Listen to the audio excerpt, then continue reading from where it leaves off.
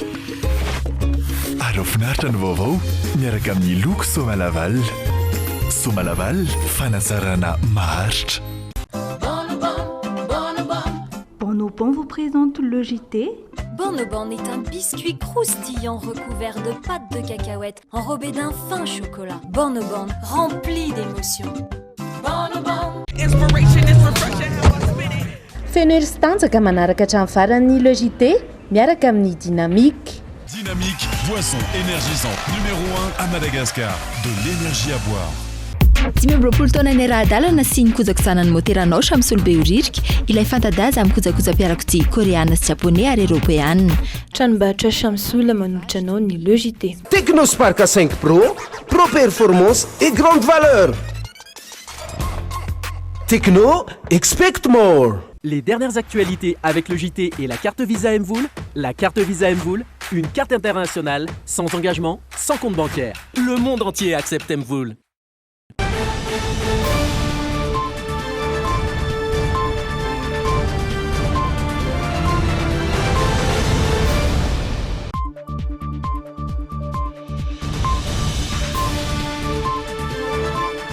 Marabanao manaraka ny fahitalavitra Dreamin eto amin'ny le JT amin'izao fotoana izao manasa anao aritra hijery hatramin'ny farany fotoanantsika amin'ny ity androany ity mialoha ny rosoana amin'ireo votoatim-baovao indro dia tsidika aty am-boalohany izay fotoanantsika hoarahanao atao anatin'izay fampalam-baovao izay. Milaza ny ministry ny fahasalamam-bahoaka fa hisokatra ny CTC 19 sy ny CMC 19 eny amin'ny villageoire Andotapenaka amerenana ny fitiliana vaobe. Nandray fepetra mikasika ny fivoaran'ny valentina Covid-19 ny tompon'andraikitra ho Toamasina nofendrana fanafody ireo sekoly sy ny fitateram-bahoaka na dia tsy mbola nisy tranga vaovao voaray aza any antoerana. Ny trangana savorovory teny amin'ny lapana nosikely ho marain'io raha ny fanazavany filohan'ny antenemeran-dola amperinasa dia mikiry akasady ny braonisy ireo lola vaovao isan'ireo naraisana fitarainana ny an'ny filoalefitry ny brao maharitra avy any amin'ny faritany fianaran-tsoa izay lola amperinasa amin'izao fotoana ihany koa. Vinavinaina ivadika rivodoza amin'ny faran'ity herinandro ity ilay andro ratsy miforona ny antsinana Madagasikara raha nambaran'ireo teknisiana avy any Ampandrinomby ho voakasika izay andro ratsy izay ny ilany atsinanana manomboka any Antala. Ireo no isan'ny hoarahanao tsy ampiandriela andao hidirana avy hatrany ireo vaovao isan'ny misongadina tamin'ity androany ity.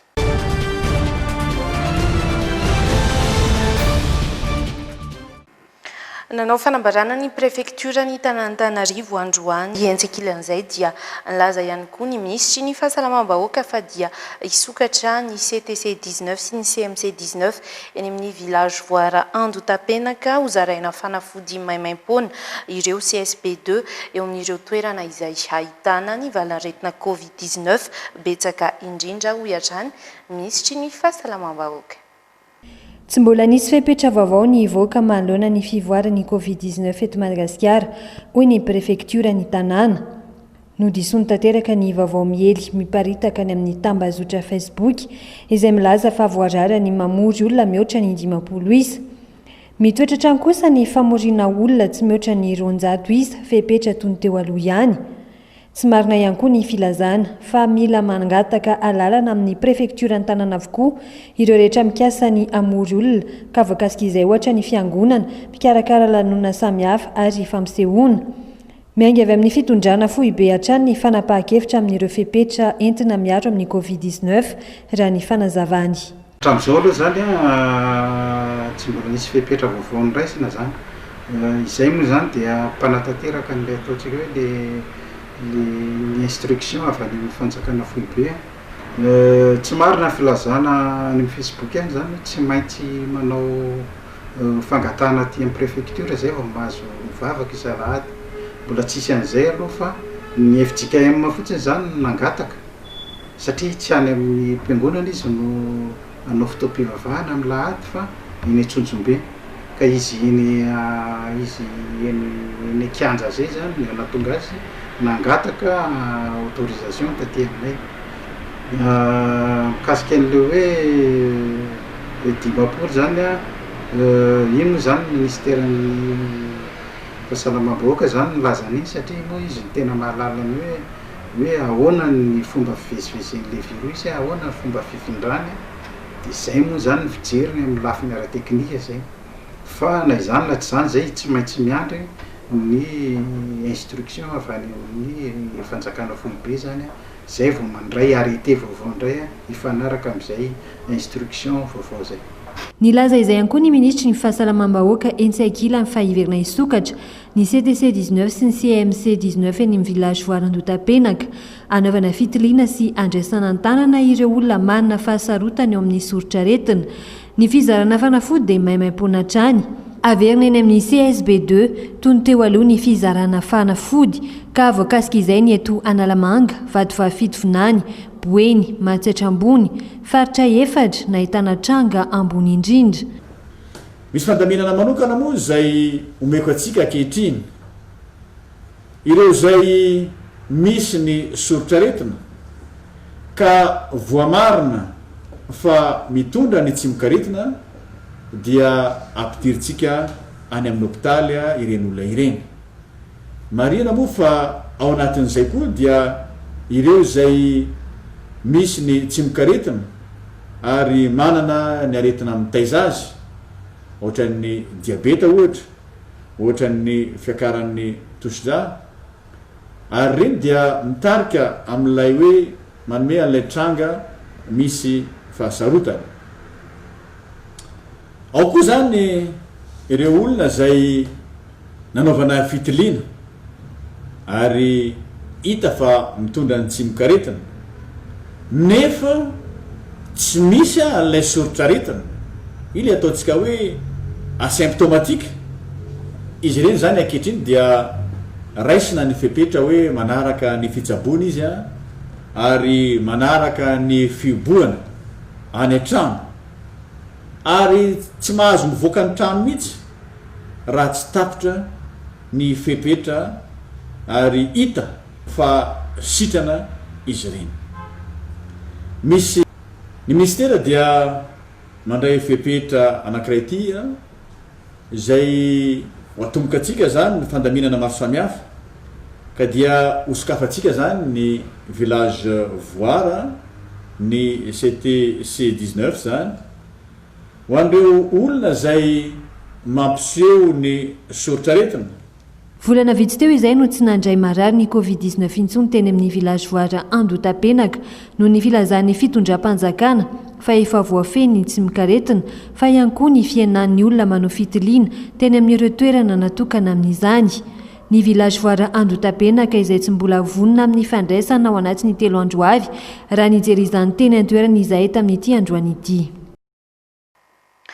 Isan'ny fanambarana izay nataon'ny ministry ny fahasalamam-bahoaka tao anatin'ny page Facebook ny ministera izay tantanin'ny hatrany fa miditra amin'ny fiboana faharoa i Madagasikara atsoatsy raha toka mitombo hatrany ny isan'ireo olona voan'ny Covid-19 miankina tanteraka amin'ny fanajany rehetra ny sakana ara-pahasalamana nefa no idirana anatsy amin'izay fiboana izay hoatran'ny ministra nanamafy ireo sendra ny fandraisam-peo ny mpiaradina Zavindramana sy Rivinirina Tekaleo fa tokony andray fepetra matotra ny fitondram-panjakana raha toka tsy maintsy irosona indray izay fiboana izay handeharahantsika ary izay vaovao zay. Ahina ny idirana amin'ny fiboana andiany faharoa hoy ny ministry ny fahasalamam-bahoaka raha toka miakatra ny tany marary eto Madagasikara ary mitombo ihany koa ny tsy fanajana ny fepetra sakana ara-pahasalamana. Nahitana fiakarana mantsy izay tranga vaovao izay tamin'ny herinandro iny ho an'ny faritra efatra teto Madagasikara. Misa 3.70 tamin'ireo olona misa 4.900 marary teo anelanelany 2 ka hatramin'ny 9 janoary dia tranga teto Analamanga avokoa.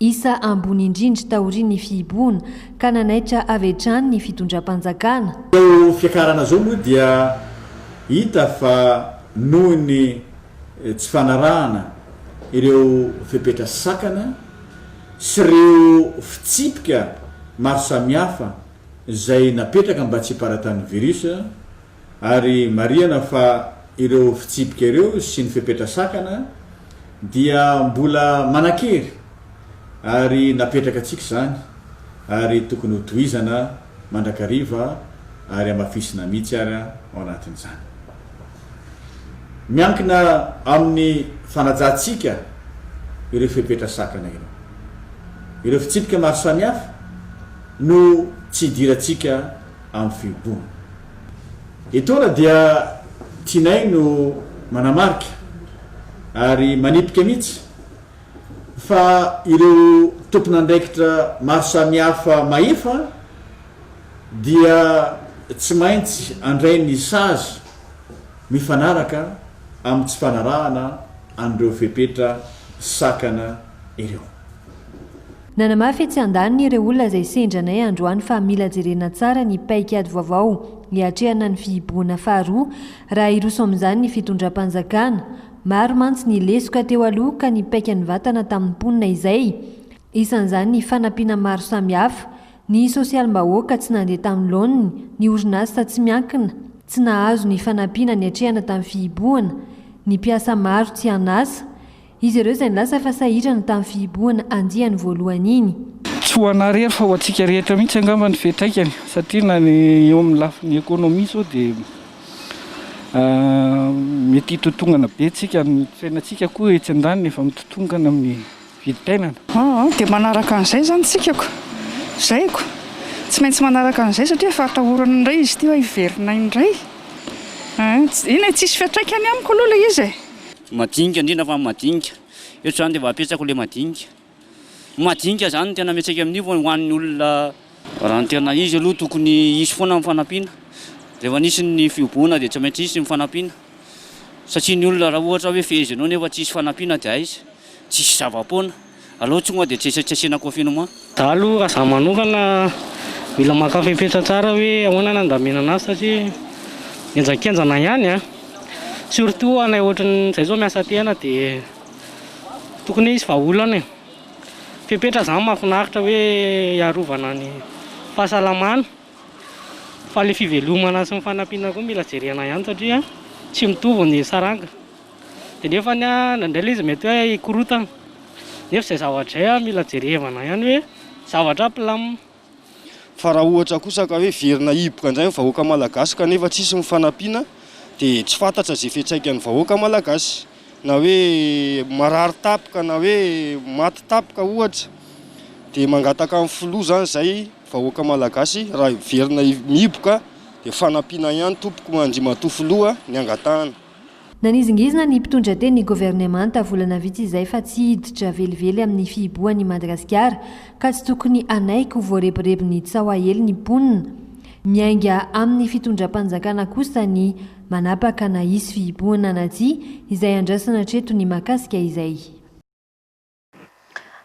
nandray fepetra mikasika hatrany fivoaran'ny valaretina covid-19 kosa ny tompon'andraikitra ao Toamasina namerina nanao famindrana fanafody ireo sekoly sy ny fitateram-bahoaka any an-toerana ny tompon'andraikitra isy ny sazy izay miandry an'ireo izay mini tsy manaja ireo fepetra ara-pahasalamana tahaka ny fitondrana ny harovava i Toamasina voalohany izay tsy mbola nahitana trangana covid-19 aloha tato raha ny tatitra ny voaka ny farany herinandro lasa teo mbola mpiadina zafindramanana sy rivinirina tekaleo eo amin'ny sariny Rémy Prudence.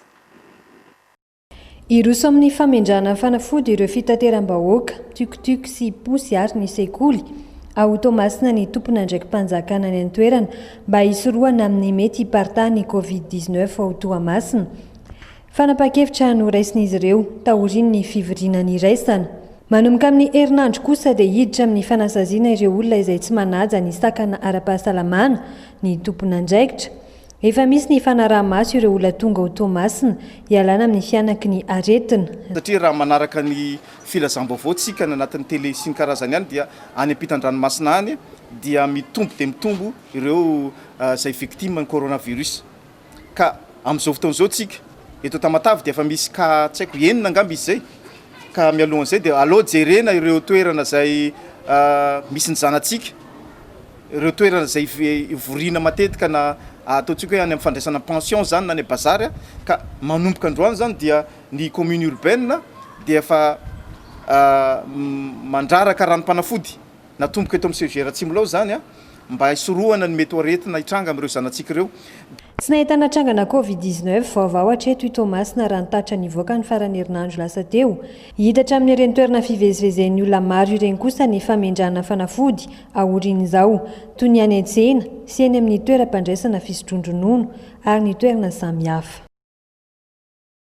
Ny trangana savorovory kosa tetsy amin'ny Lapanosy-kely io maraina io raha ny fanazavany filohan'ny antenimieran-dola amperinasa dia mikiry aka sahady ny Brown izy ireo lola vaovao isandreo naraisana fitarainana ny an'ny filoha-lefitry ny Brown maharitra avy amin'ny faritany Fianarantsoa nikasa nomboka ireo asa fanavaozana ny toeram-piasany sahady ireo lola voafidy izay avoatsy ela kory izay vonanao ny fifamindra-pahefana ireo senatera amperinasa saingy notsindrin'izy ireo fa tokony hajaina ny lalana misy eo amin'izay fifandimbiasam-pahefana sy ny fataperan'ny fepitaona hiasana izy ireo izay.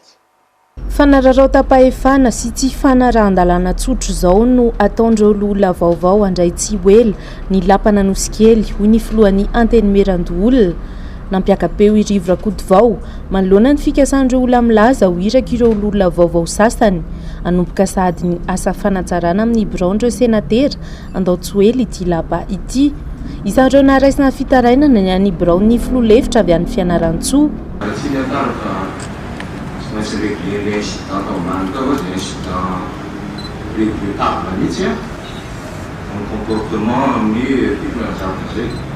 Mon comportement ny olona hiditra sy ny mpiasa tokony mpiasa zay toy miasa izy fa tonga le olona fenimbo herinandro lasa angamba zany le zoto avao mandravaka ao mandoko trano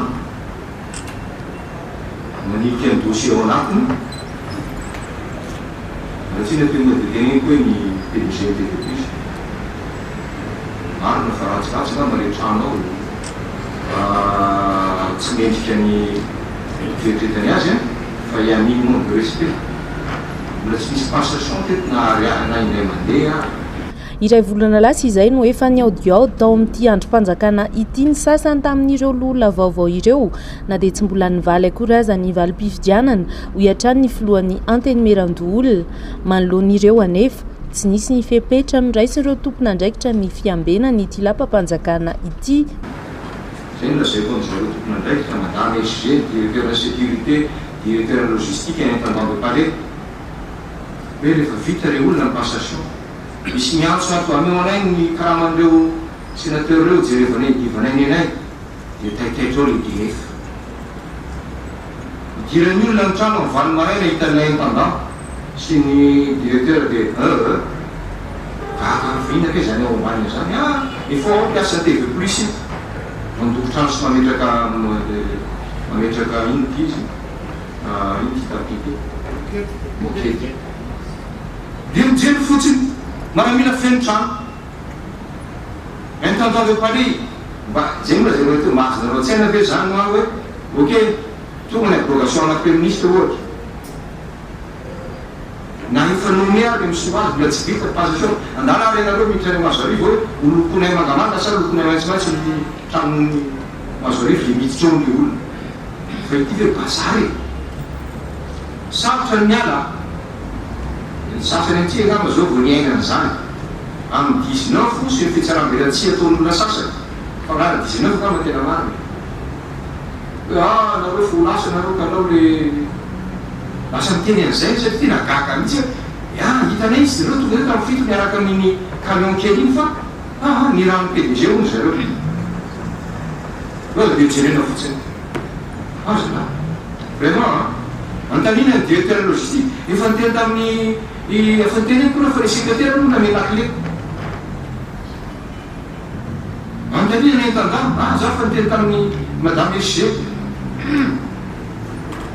directeur de sécurité moa dia tsy fantatrina jereny zareo tena manahirana minoanareo fa le zany teny tao zao zavatra ivoaka dia malahelo seza ndray noana le olona tao fa malahelo seza na nofatran'olona any privé anao ianao minimum de respect de politesse miandry le olona mba nofatranao miana ianao vao miditra fa tsy hoe ny olona ao dia reo tonga miaraka ny entanao fa eto amin'ity sénat ity zany dia zany le izy tena olala ialatsy nefa tena comprendre jamais les gens jamais de olona mpaniraka aloha dia vagaka anao tsy raha hoe une semaine anao koa mba malakilaky koa zay rehefa zay une semaine ani zay ka anao ety any dia ny atao trano koa dia vombony alatsy nefa tsy mireto amin'izay toetranoty teny an'izany namafisy ny kestora voalohany fa efa vonina amin'ny fifamindrapa-efana ary anatanteraka izany amin'ny fomba modely ireo lolona amperinasa andro vitsymonja sisa no ananan'izy ireo sangy voalaza ny lalàna ny fanaperan'izany araka ny fepitoana voatondro ny zavatra tiana tsindriana dia tsotra tsy tokony mbola elingelenina loolona izay sy ny olony amin'ny asa ataonay atao amin'ny antenimieran'olo fa tena mbola izay tanteraka manana zo iasa amin'ny antenimierandolo tya mandrapahavotan'ny fotoana io nasanaty zany tomosareko ny sainy rehetrarehetra fa izay boamaritra dia efa vonina tanteraka anao ny passation araka ny tokony izy arasionay ny atao hoe mangarara ny atao hoe fitorana tsaratatana amin'ny antenimierandolo ity ka ataonay afa-po tanteraka mihitsy ireo zay andray toeranay amin'ny document zay rehetra ilainy ahafahan'ny tatanay ity tsaratsara kokoa no zay vitanay atao amin'ny antenimierandolo ity koa mba mingavy zany zay anareo olona lany teo mbola tsy manana ny anjara toeranareo nareo atao amin'ny boamaritra ro karenareo mbola tsy angelingelinanay amin'ny 7 janoary vao tokony ivory ireo loolona vaovao izarana ny andraikitra ao anatin'ny birao maharitra amin'ny 20 janoary misasakala kosa no mifarana tanteraka ny fitaom-piasana ho an'ireo senatera amperinasa ka ny alatsiny 5 janoary no tanterahana izay fifamindra-pahefana izay olona 20 eo alohatreto no aiahina ho nandray anjara mivantana na ankolaka tamin'ny raharaha volamena 7.5 kilao izay tratra tany Afrika Atsimo raha ny fanazavan'ny papan'olalàna eo anivon'ny Pâques omaly mbola misy olona 7 afaka roina ankoatra ireo izay efa no tanana amponja vonjomaika raha ny fantatra dia tsy mbola nanome ny fankatoavany amin'ny ampidinantanindrazan'ireo olona voasambotra tao Afrika Atsimo sy ireo volamena trateaka Afrika Atsimo 3 andro izay no nigadona ireo delegasiona malagasy tao Johannesburg andresy lahatra amin'izay fampodiana izay tsy mbola nisy ny tatitra avy any an-toerana ankoatra ny fanemorana ny fiatrehan'ireo voaroroy ny fitsarana ho amin'ny voalohany volana febroary lasa izao raha ny fanenjehana ireo tomponantoka amin'ity raharaha ity eto an-toerana kosa indray dia nanambarany avy eo anivon'ny tendrom-pitsarana manokana misahana ny ady amin'ny kolokolo fa dia mbola mety aharitra fotoana maromaro ny fikarohana sy fampanatsoana ireo olona ireo satria manerana ny Madagasikara no anatanterana ny fanadiadiana amin'izao fotoana izao. Tonga teto amin'ny pôle anticorruption ny nentina teto amin'ny pôle anticorruption ny antotatasinady ka rehefa vakina izy dia misy 20 nisan'ireo olona izay voapanga amin'io raha io fa 9 no voasambotra sy arrêté nentina teto amin'ny pôle anticorruption mbola mitoy ny famotorana misy délégation judiciaire nalefa any amin'ireo mpikaroka amin'ny fandehan-dalàna amin'ity raha ity ka ngamitsika tsy gaga raha mbola misy olona mbola mety voasambotra mbola misy mitoy ihany ny enquête amin'ity raha ity mbola entina ty amin'ny pôle anticorruption ny zavatra angatana amintsika malagasy amintsika vahoaka dia mba hotony ary atokony fitsarana amin'ny fitsarana ny raha ity fa izay eto amin'ny pôle anticorruption dia tsy hiezaka ampahafatatra antsika ny fizotra ny miandarana ny fizotra ny raha ty amin'ny pôle anticorruption. Eo amin'ny toetry ny andro vinavinaina hivadika rivo-doza amin'ny faran'ity herinandro ity zany hoe atao anatin'ny andro vitsivitsy ilay andro ratsy miforona ny tsinanany nosy raha nambarany teknisiana avy eo anivon'ny meteo androany voakasika izay andro ratsy izay ny ao antala ka hatrany vatovavy fitovinany hitoy kosa ny oram-baratra ho an'ireo faritra sasantsasany eto amintsika fanampahovavy hatrany entiny mpiadina ry zafindramanina sy rivony Rina Tekaleo. Any amin'ny 3,000 kilometatra atsinanany morontsiraky Madagasikara no misy ilay andro ratsy miforona amin'izao fotoana izao. Anio ny diany miakandrefana izy ka ho vinavinaina hivadika rivo-doza afaka 5 andro anio any, hoy ny teknisiany eny anivon'ny meteo etsy Ampandrinomby. Arahy maso akaiky ny fivoaran'io rivo-doza io satria tombanana anantona ny morontsiraka atsinanany Madagasikara izany. Misongadina amin'ny vaovao mahakasika ny toetry ny andro dia ny fisian'ilay fiforonana andro ratsy indray ao atsinanan'ny faritra masina misy atsika.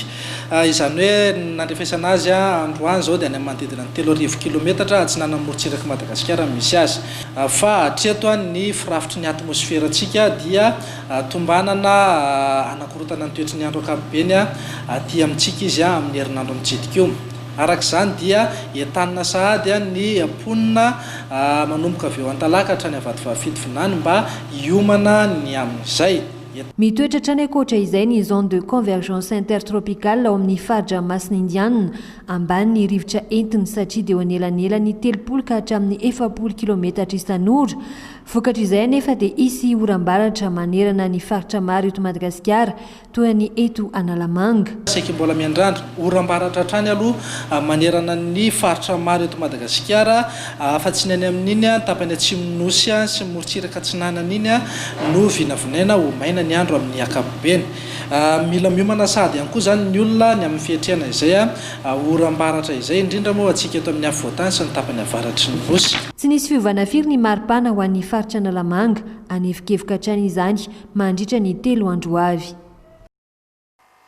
Eo amin'ny fanabeazana notoloran'ny Ministera ny fanabeazam-pirenena mari-pakasitrahana avokoa ireo mpianatra mendrika indrindra sy nahazo naoty ambony indrindra tamin'ny fanadinam-panjakana taona 2020 teo niaraka tamin'ny mpampianatra azy ireo amin'ny alalan'ny tetikasa sangany sy voafehiko. Andian'ny faharoatrany no natanterahana izay fanomezana valisoa izay mandritra ny 3 andro natanterahana izany ho an'Antananarivo samy misy olotena amin'ireo mpianatra sy mpampianatra avokoa ireo avy any amin'ny faritra 2020 manerana ny Madagasikara. Iaina Rabarosoa sy Anja Rakotonray. Na dia nanano sarotra ihany aza ny hatrehana ny taom-pianarana 20 sy 2020 samy nahitana mpianatra nahazo naoty farany ambony avokoa manerana ny faritra 2020 teto amin'ny nosy tamin'ireo fanadinam-panjakana CEPE, PEPC ary baccalauréat. Ho an'ny fanadinana CEPE tonga manatrika ny tetikasa sangany sy voafehiko eto Antananarivo ireo mpianatra 2020 nahazo ny naoty ambony indrindra tsy latsaky ny 20 mahery amin'ny 20 miaraka amin'izay mpampianatra na mpianatra azy. Tampoka tena tampoka be ndrindra. Nianatra foana na dia tsy nianatra ary nandritry ny enim-bolana dia ampianaran'ny ray aman-dreny any an-trano dia izany moa nahatonga ny tonga amin'izao dingana izay arahantsika mahita izy. Faly tena faly. T5 CP6e tao amin'ny faritra loatra mangoro moyenne de 19,80. Dia tena nandalo zavatra sakotra aloha tamin'ny Covid-19 iny.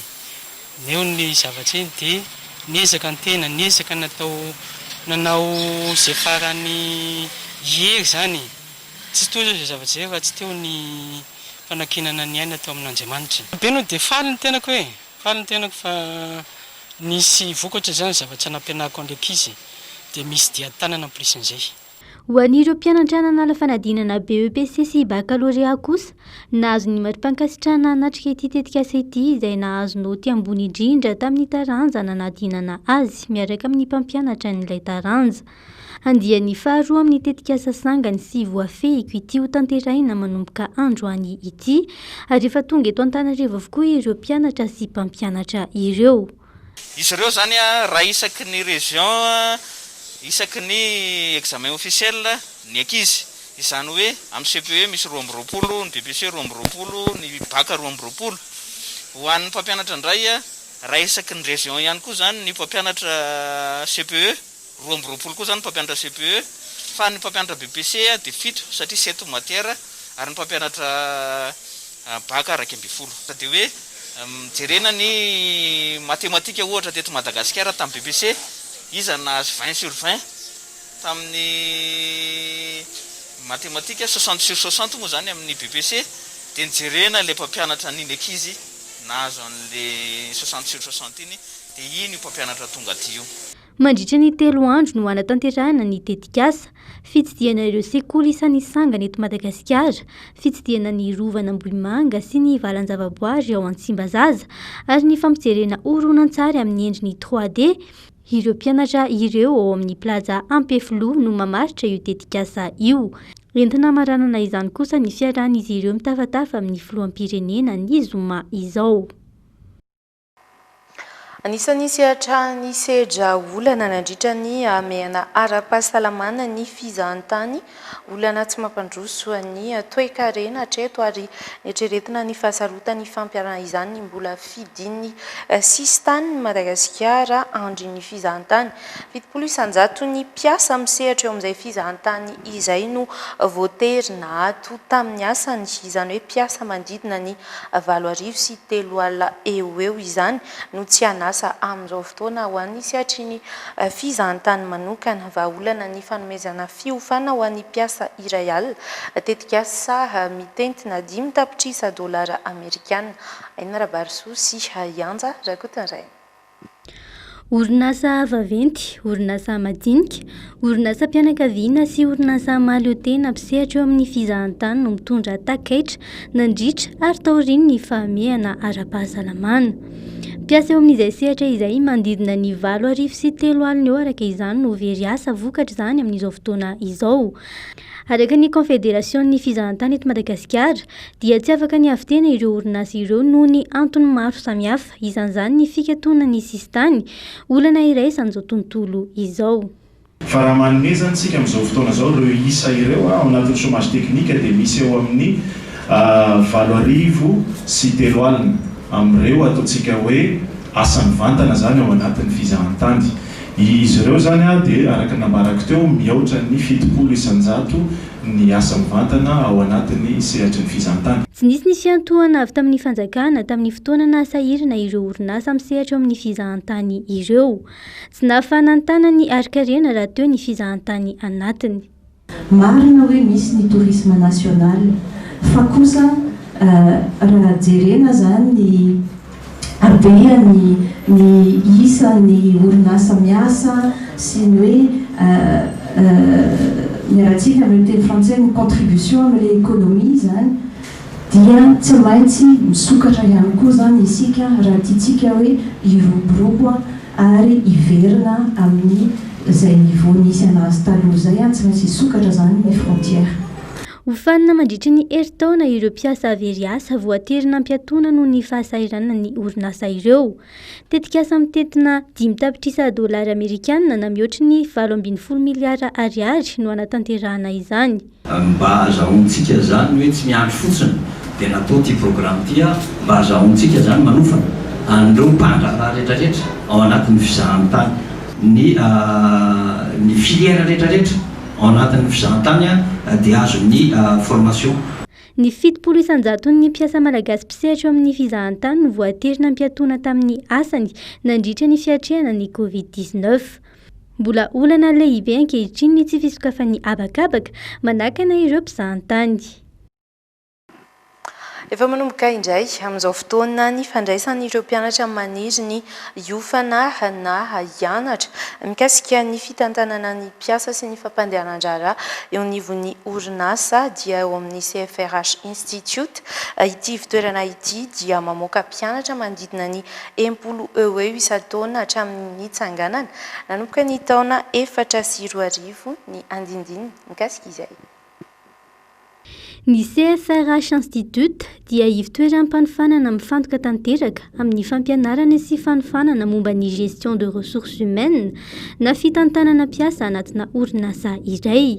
Efa nanomboka tamin'ny taona 2024 ny CFRH Institute ary mamoaka mpianatra manodidina ny 10 eo isan-taona. Arak'izany ny gestionnaire des ressources humaines dia mitantana ny rehetrarehetra momba ny mpiasa toy ny fifanarana arak'asa na contrat de travail, ny règlement intérieur, ny recrutement, ny fikadiana karama. Ao amin'ny 10 isan-taona ny mpianatra mivoaka. efa manomboka raka izany ny fandraisana ireo izay maniry ny hianatra na andray fiofanana mahakasika izay fitantanana mpiasa anatina orinasa izay ao amin'ny CFRH Institute. Ho an'ireo mpianatra manana ny diplôma baccalauréat dia misy ny formation universitaire ary ho an'ireo izay maniry ny anampitsaikefa kosa amin'ny alalan'ny fiofanana dia misy ny formation professionnelle natokana ho amin'izany. Ao ny formation professionnelle izay natokana ho an'olona efa manana diplôme de licence sy master na ho an'olona efa manana farafahakeliny 4 années d'expérience professionnelle. Ao ihany koa ny formation initiale ho an'ny mpianatra izay hanao étude académique izay azahoana diplôme de licence bac plus 3 sy diplôme de master bac plus 5. Misokatra ihany koa ny fisoratana anarana eny amin'ny CFRH Institute Tsaralalàna sy eny amin'ny CFRH Institute Ambaranjana amin'izao fotoana izao. Marina fa misy ny fampianarana ampitaindavitra ho an'ireo mpiofana manaraka ny formation professionnelle natao mifanaraka amin'ny fotoana izay ahafahany manao izany. Manaraka izao dia andelo ho tsahivana sy ho tsidihana vetivety ny endriky ny vinavinan'ny toetrandro ho an'ny rampitso 17 janoary 2024. Ho an'ny any avaratry nosy ahitana ny fatradiana sy sava dia isitraka orana aloha ny any amin'ireo na dia fanaza ny andro sy posaka ihany koa ny masoandro ho an'ny tontolo andro rapitso ny maripana vovinavina ho ambony indrindra dia hananiky ny 2 degré Celsius. Ikisaka ny amin'ny fatra andrefana kosa indray ny any Boeny, Sofia sy Betsiboka ary ny Melaky dia samy ho avy avokoa ny orana amin'ireo toerana ireo manoloana ny fifanimiasa ny rahona sy ny masoandro. Ny maripana vinavina dia ambony indrindra risany ambony indrindra eto Madagasikara ny any Sofia sy ny any Betsiboka 13 degré Celsius izay maripana izay. Any amin'ny ilany atsinanan'ny nosy kosa indray toa nanalanjorofo sy atsinanana dia mbola ho avy ny orana satria ny toerana no andalovan'ny ilay andro ratsy izay ivadika rivodoza atsoatsy. Ny any analanjorofo aloha dia afana ihany izay andro izay ilatsaka hatrany amin'ny 13 degré Celsius ny maripana raha toka afana tanteraka ny any aloatra mangoro na maripana 13 degré Celsius.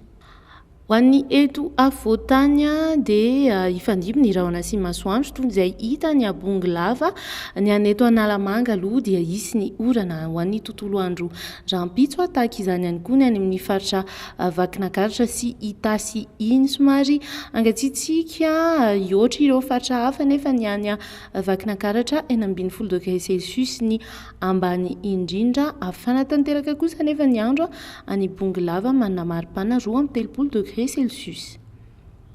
Any amin'ny faritra atsimo atsinanany nosy kosa indray vatovavy fitovinany atsimo atsinanana ny any Amoramany Matsiatra ambony sy Orombe dia samy ahitana orana avokoa somary atevitevina izany ho an'ny Hoafianarantsoa sy ny any amin'ny faritra atsimo atsinanana any. Ny maripana vovinavina ho ambany indrindra dia hita ao Matsiatra ambony 17 degré Celsius raha toka dia afana tanteraka ny any Amoramany vatovavy fitovinany sy Orombe 13 degré Celsius.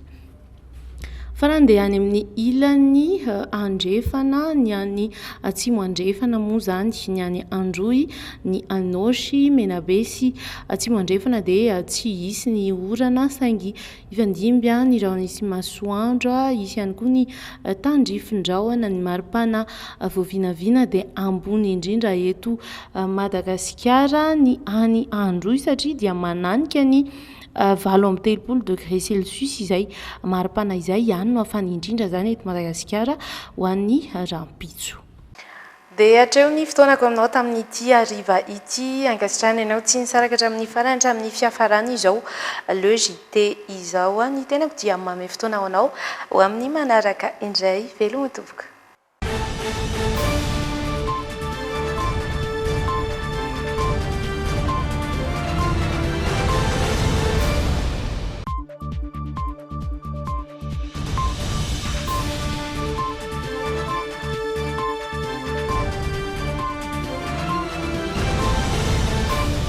Les dernières actualités avec le JT et la carte Visa Mvoul. La carte Visa Mvoul, une carte internationale, sans engagement, sans compte bancaire. Le monde entier accepte Mvoul. Bonobon vous présente le JT. Bonobon est un biscuit croustillant recouvert de pâte de cacahuète, enrobé d'un fin chocolat. Bonobon, rempli d'émotions. Bonobon! Dimy amby roapolo taona ny ara-dalana sy ny kojakotsanany moteranao Samsolobe Oririka, ilay fanta-daza amin'ny kojakoja-piarakodia koreana sy japonais ary européenne. Tranombarotra Samsol manolotra anao ny le JT. Technospark 5 Pro, Pro Performance et grande valeur. Techno, expect more. Découvrez l'actualité et démarrez l'année en beauté avec les peintures Soma Laval. Soma Laval, embellir durablement. Feno ery sy tanjaka manaraka hatramin'ny farany le JT miaraka amin'ny Dynamique. Dynamique, boisson énergisante numéro 1 à Madagascar. De l'énergie à boire.